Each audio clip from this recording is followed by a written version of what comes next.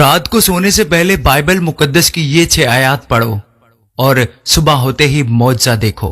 یہ 6 آیات پڑھ کر سو جاؤ، صبح ہوتے ہی تمہاری زندگی میں معجزہ ہوگا۔ اگر تم اپنی زندگی میں تبدیلی چاہتے ہو تو اس ویڈیو کو آخر تک ضرور دیکھو۔ یہ آیات تمہاری راتوں کی بے چینی کو ختم کر دیں گی اور تمہاری زندگی میں خدا کی طرف سے سکون اور اطمینان کو بھر دیں گی۔ خداوند یسوع مسیح کے پاک، معتبر، میٹھے اور پیارے نام میں آپ تمام بہنوں اور بھائیوں کی سلامتی ہو۔ میں امید کرتا ہوں کہ آپ سب ٹھیک ہوں گے اور کلام خدا میں بڑھ رہے ہوں گے۔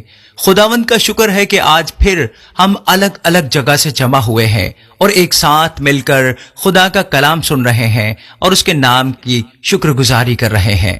دوستو، میری دعا ہے کہ آج کا کلام ہم سب کی زندگیوں میں 100 گنا پھل لائے۔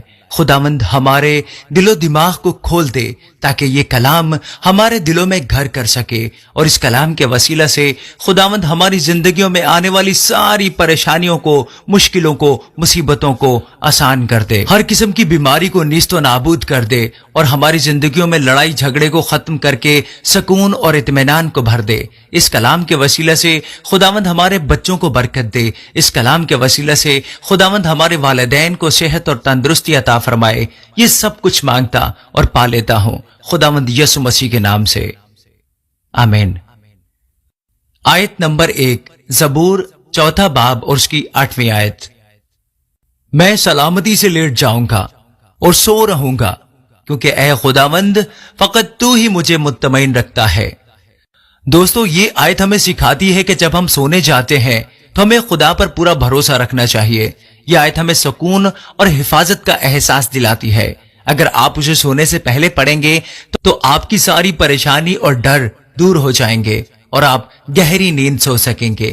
صبح جب آپ کی آنکھ کھلے گی تو آپ کو ایک نئی طاقت اور نئی سوچ کا احساس ہوگا۔ تو میرے دوستو، بھروسہ رکھیے، ساری مشکلیں، ساری مصیبتیں، سارے دکھ ختم ہونے والے ہیں یسوع کے نام میں، آمین۔ دوسری آیت، فلپیوں 4 باب اس کی 6 اور 7ویں آیت۔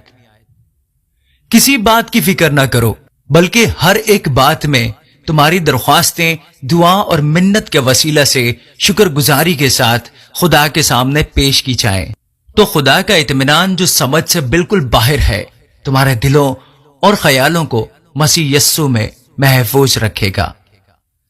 دوستو، یہ آیات ہمیں یاد دلاتی ہیں کہ ہمیں کسی بھی بات کی فکر نہیں کرنی چاہیے، بلکہ ہر حالت میں یسوع کے سامنے اپنی دعاؤں کو رکھنا چاہیے اور ان دعاؤں کو یسوع کے سامنے منت کر کے اور شکر گزاری کے ساتھ رکھنا چاہیے۔